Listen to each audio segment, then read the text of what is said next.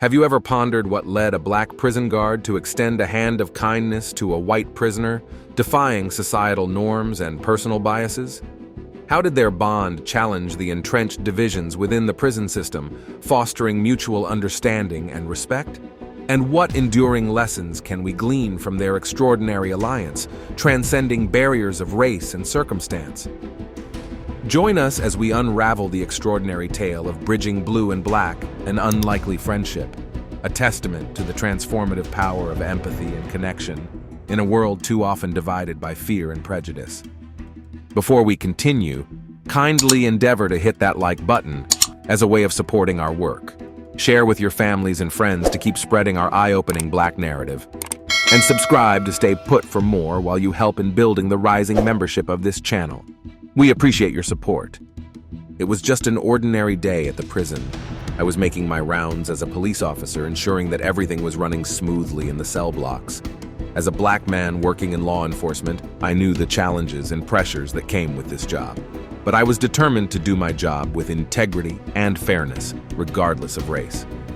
But little did I know, this day would test my morals and beliefs in a way I never could have imagined.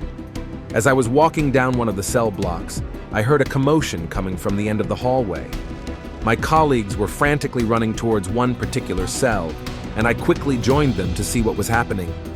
To my surprise, I saw a white prisoner running out of his cell, trying to make a run for it. At that moment, all of my colleagues, who were mostly white, sprung into action. They were all determined to catch and beat this prisoner for trying to escape. Hey, you see that? That damn black prisoner trying to bolt. Unbelievable. Thinks he can just waltz out of here like he owns the place. Let's show him what happens when you try to pull that crap. Hell yeah. No way we're letting him get away with it. Get your sorry ass back here, you piece of trash. The racial slurs and derogatory comments coming from my colleagues made me sick to my stomach. I couldn't believe that despite being in a position of authority, they were still prone to these hateful attitudes. As they closed in on the prisoner, I could see the fear and desperation in his eyes. I knew that if they caught him, he would likely face severe punishment, perhaps even harsher than usual because of his attempt to escape. I couldn't let that happen. Wait! Stop! I shouted, signaling my colleagues to halt. They all turned to me in surprise and confusion. I could feel their eyes burning into me, wondering why I would want to stop them from catching a runaway prisoner. What the hell are you doing, Johnson? My colleague, John, asked with an angry tone. I took a deep breath and stepped forward, determined to stand up for what was right. This is not how we do things here. No matter what the prisoner has done, he still has rights and deserves to be treated with dignity. And as his colleagues and superiors, it is our duty to uphold those principles, no matter what our personal biases may be. My voice was strong and steady, even though my heart was pounding in my chest. My colleagues looked at me incredulously, not sure how to respond. You do understand that he will face even harsher consequences now, right? He could get double the punishment for this. Some of them may have thought I was being naive or foolish, but I couldn't back down. I couldn't let this man become a victim of their prejudices. In the end, my words seemed to have an effect, and my colleagues reluctantly stepped back. I then calmly took the prisoner back to his cell, knowing that he was probably facing severe punishment for his escape attempt. But as I watched the CCTV footage later, I realized that my colleagues had gone too far in their use of force.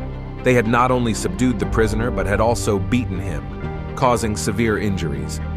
It was clear that they were taking out their anger and frustration on this man, who they saw as nothing more than a vicious criminal.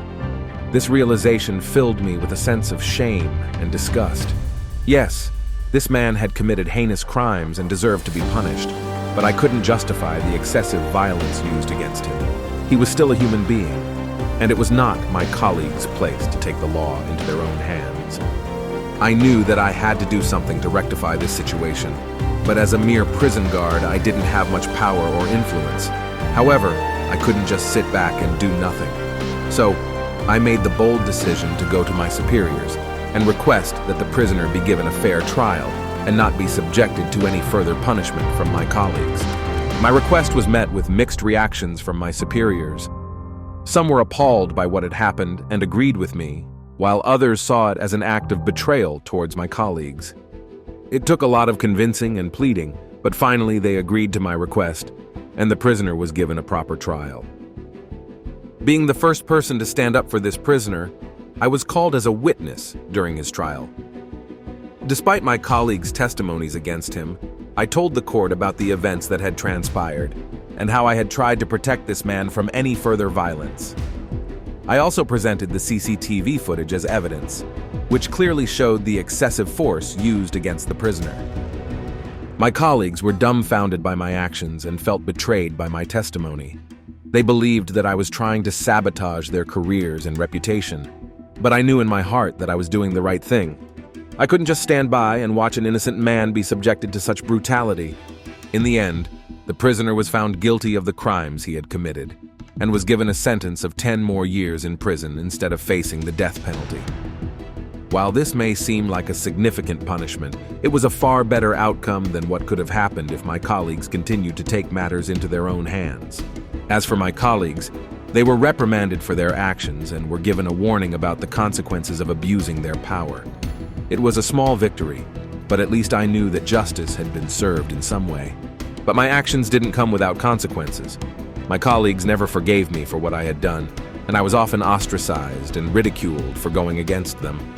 I was also seen as a traitor by the other guards, who were not aware of the truth behind the incident. But I knew that I had done the right thing, and that was all that mattered to me.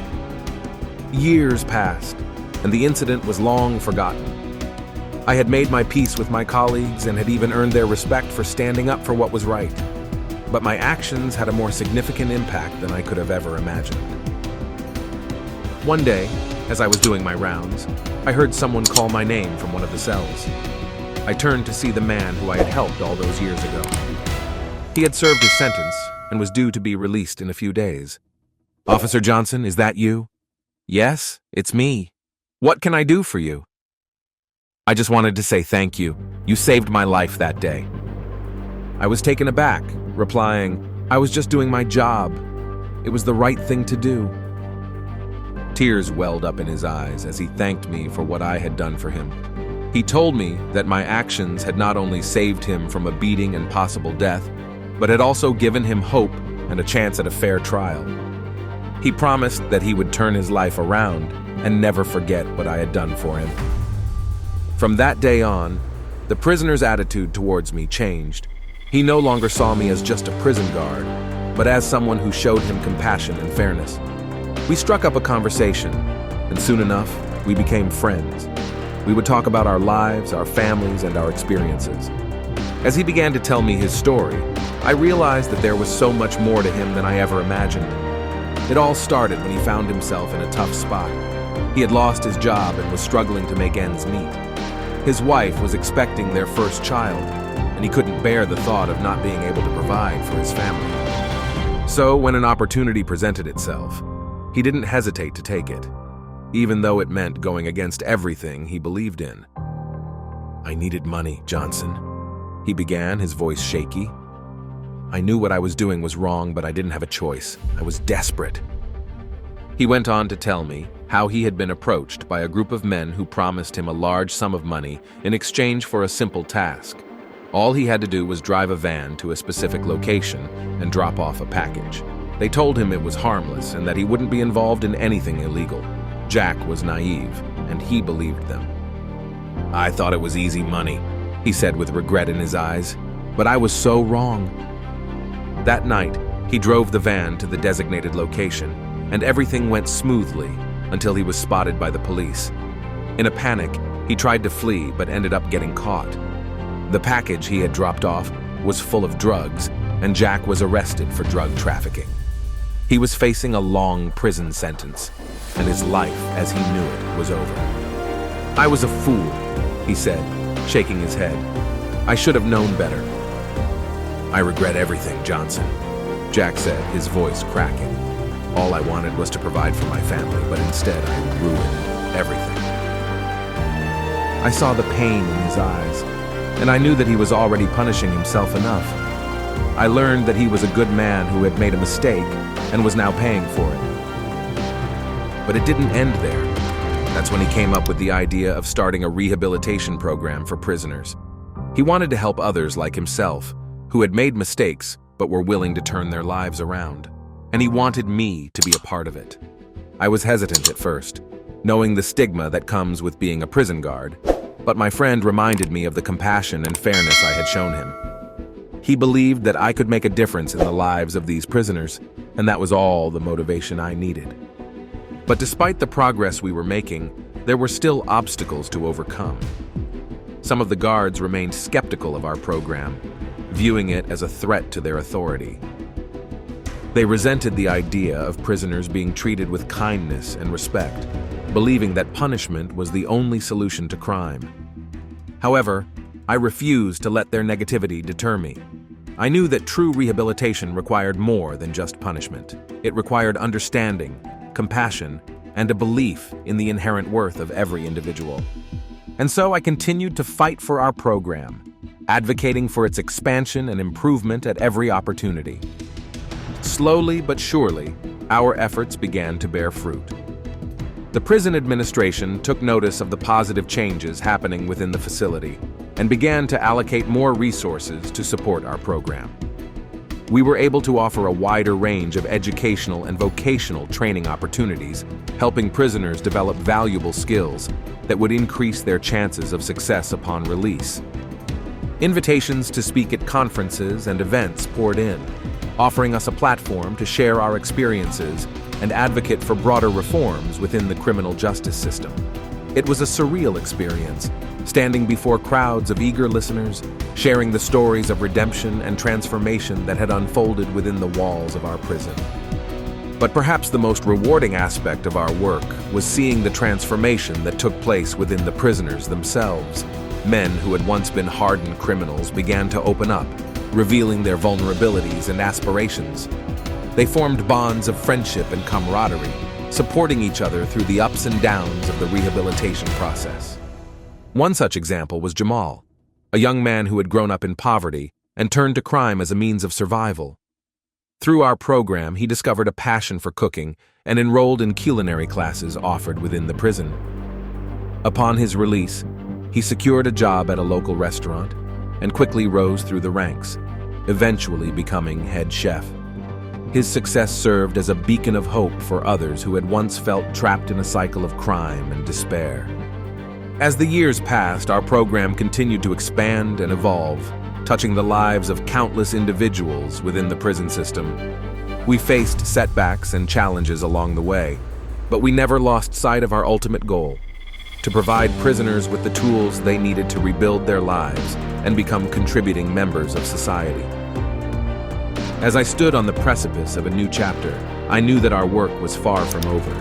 There were still countless individuals languishing behind bars, their potential untapped and their futures uncertain. But armed with the knowledge and experience we had gained, I was confident that we could continue to make a difference, one life at a time. And as I look back on the journey we had taken, from that fateful day in the prison yard to the thriving rehabilitation program we had built together, I felt a profound sense of pride and fulfillment. For in the end, it wasn't just about saving one man from a beating. It was about giving him and countless others a second chance at life. And that, to me, was the true measure of success.